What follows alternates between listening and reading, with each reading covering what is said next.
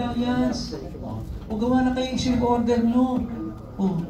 Pero hindi sinasabi, gumawa kayo ng executive order nyo at idaan nyo sa City Council for confirmation of approval.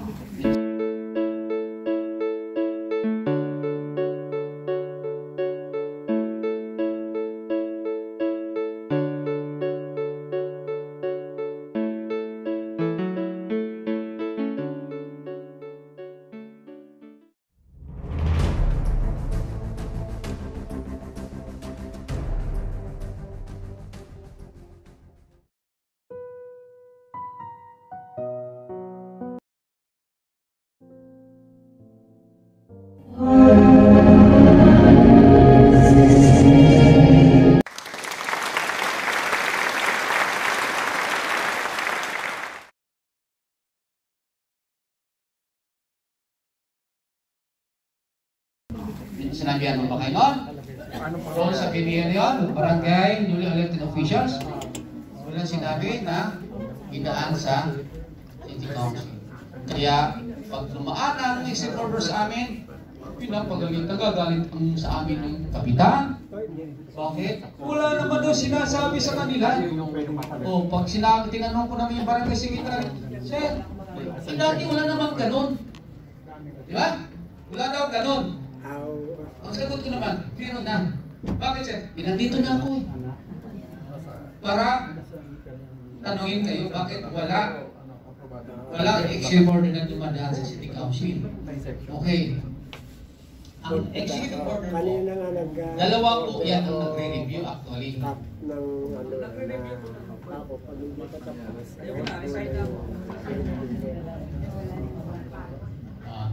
Ang executive order po, dalawa po ang nagre-review po niyan.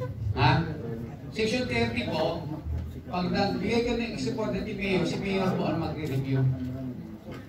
Aside from ni Mayor po, sa section 458 naman po, 7, powers and duties ng sangguniang bayan, panglungsod, nagre-review rin sila ng ordinances, ng resolution, kami yun. No? Kaya kung tutusin ng executive order, daming dadaanan. Pero hindi po yan napansin. Nakaligtaan. Na dalawa pa lang opisina na ganyan bago magpapagod ng validity yung executive order.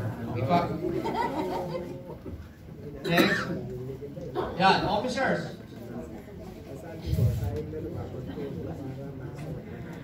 Shall be elected among and by the members of the Sanggunian. Ano ba yun? Iba rin ba yung committee?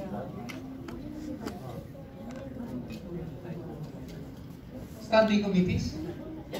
Sir, ano ba yung standing committees? Nakatayo po ba yan? Anong kaibahan ng standing committees sa regular committees? Sir, kagabitan. Anong kaibahan ng standing committees sa regular? Nakatayo yung standing committees. Yung regular, nakaupo. Hindi. Standing committee is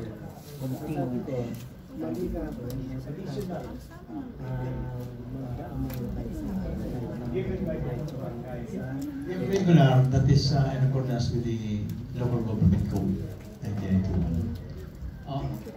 Standing at regular, halos pareho lang naman din yun. As in synonymous? Section 4 pa tayo. Pasensya na, hindi ko pwede, pag iniisa-isa natin po ba section po nito, abutin tayo ang bukas. Kaya kailangan natin yung important nila. Ha? Okay. The officer sa bisang mo niyan. Sir, pakikit lang. Presiding officer. Ang ibang internal rules of procedure, nilagay nila punong barangay. We are talking about Sanggunian.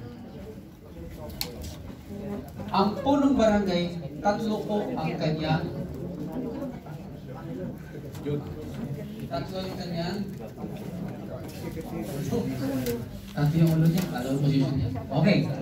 Punong barangay as local chief executive. Okay.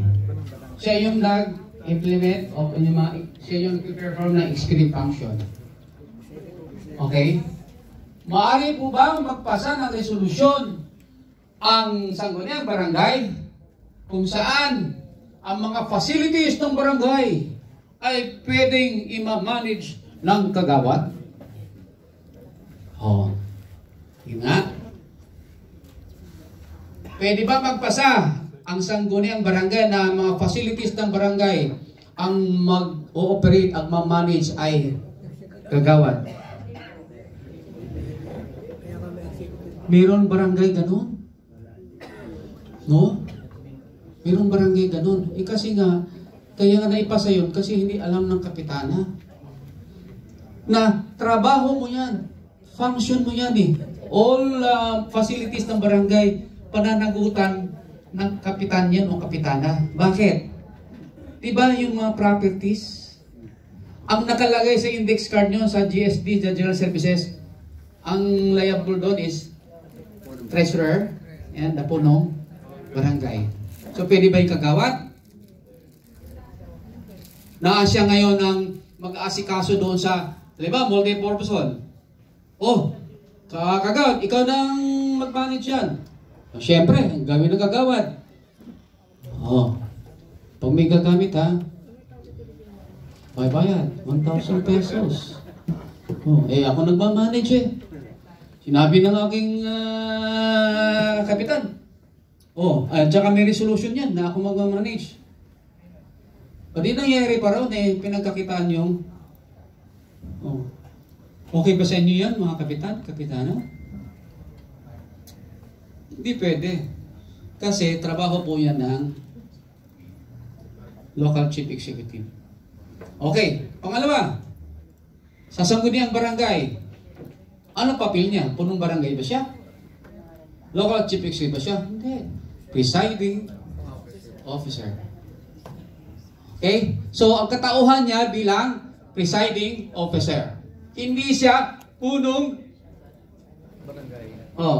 Diba? Kaya nga po, magdi-discuss kayo during the discussion, Mr. Presiding Officer, diba? May I be recognized, Mr. Presiding Officer? Hindi mo Mr. Punong Barangay? Yung ba sasabihin nyo? Hindi. Ay, kapitan. Pwede ba magtanong? Hindi. Dapat, Mr. Presiding Officer. Yan ang tinatawag na parliamentary rules. Ibig sabihin yan. Because you're already in sanggunian, you have to address the punong barangay who is the presiding officer in the regular sanggunian session. Okay po. Kaya, presiding officer, ano pa ang papel ng kapitan? Kapitan ng Trexie, ikaw pala ang lupon chairman. Ano? Diba? Lupon chair siya. Kaya tatlo ang katauhan niya. Alam niyo po ba napaka-powerful ng punong barangay? Mas powerful siya sa city mayor, municipal mayor. Kasi si mayor lang. Si vice mayor lang. Pero ang kapitana, punong barangay, siya yung head ng sangguniang barangay, siya pa rin ang head ng lupon, pag may kaso-kaso, napakadaming trabaho pala ng punong barangay. Kaya nangyayari, pagdating ng lupon chairman,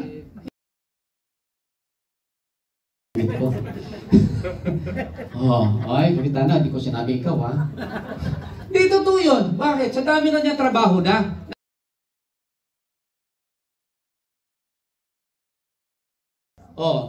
Ayun mga kapitan dyan, na gustong magkandar ako ng seminar on ang katarungang pambarangay, nandito lang ako na tuturuan ko yung mga lupon nyo, paano pag-awayin yung dalawa.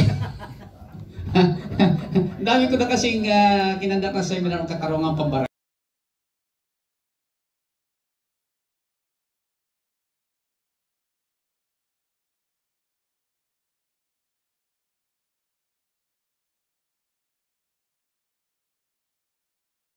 So, lupon, chairman.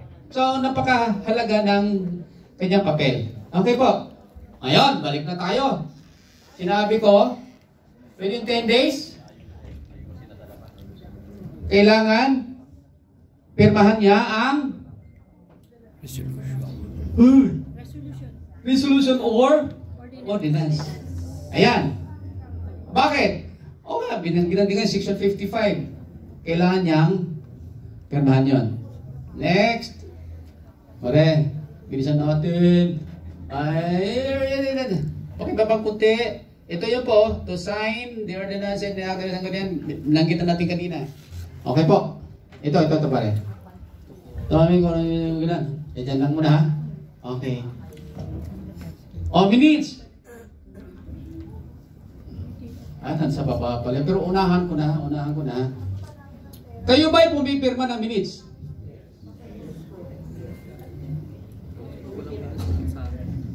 Hoy! Pinipirma nyo ng minutes? Reading and approval of the minutes of the previous meeting. Motion.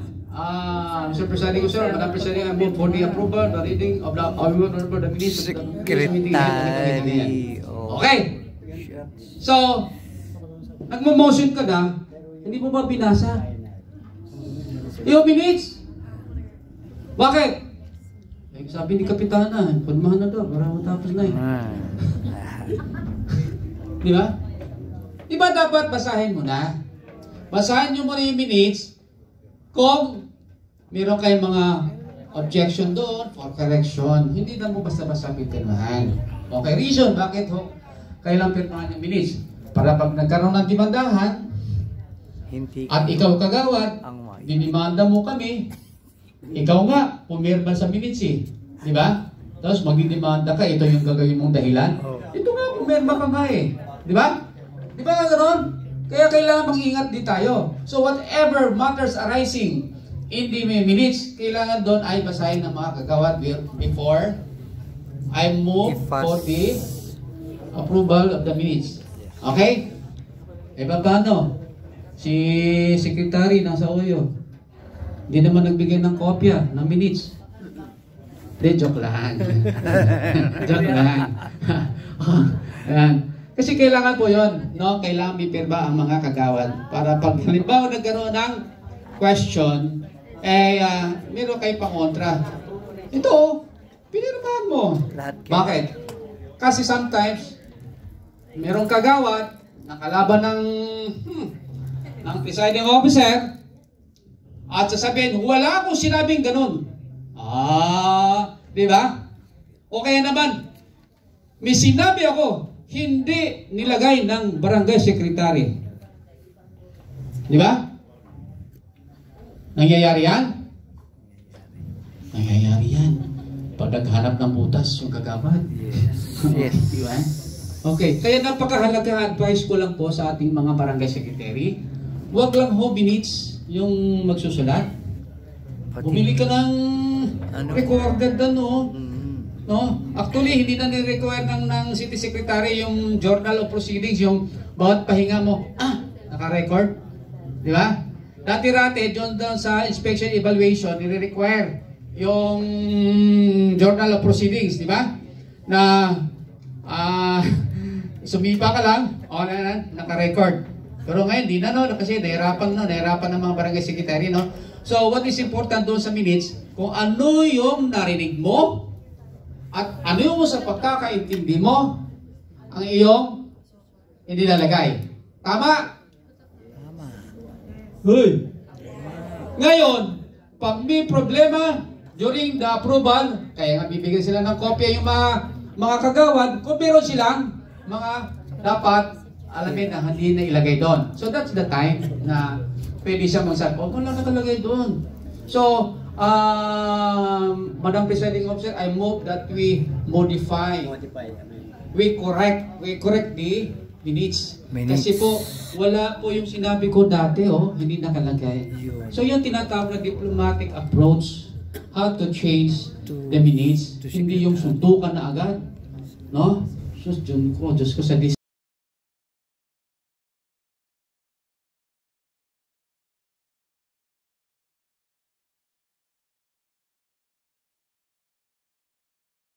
Okay, so minutes halaga po, ha? Okay, to decide all question of order. Ano ba question of order? Alam ba, mag-order ka sa McDonald's, Kasi, ang nangyayari po kasi dyan, Tres, order ka na doon. Eh, ano bang gusto mo, kagawad? Ikaw. Tama, mali. Kagawad, ano bang gusto mong orderin? Saan tayo, sa tropical tayo? Clubhouse ba? Di ba? Yun, ganun, ha? Alam ko yun, ano? Okay. So, na-decide all question of order. Halimbawa, hindi ka na-recognize, putak ka ng putak. Diba? Parang pisari mo, sir, I move to declare yung out of order. Hindi ka na-order ng pagkain. Out of order ka na eh. Out of order ka na. Kaya pagdating ng session, huwag kayong mag-out of order kasi hindi kayo kapakasama sa merienda. Okay. Nasaan na? Uy, na-out of order ka na din. Ayan. Ayan, ha. Itong number 4 po, kaya nilagay ko po dyan, na meron po sanang kayong mga tanod, BPSO na nakabantay po doon. Kasi sometimes, hindi ko sinabing lahat, may mga barangays kasi, na kahit babae yung mga kagawad, agmumurahan. Dapat may pag- Diba, somebody has to pacify. Nagkataon, ang tanod, asawa pala ng kagawad din. Nakikisali. No? Sana. Okay. Actually po, yung mga binibigay ko sa inyong mga examples, nangyayari po talaga yun.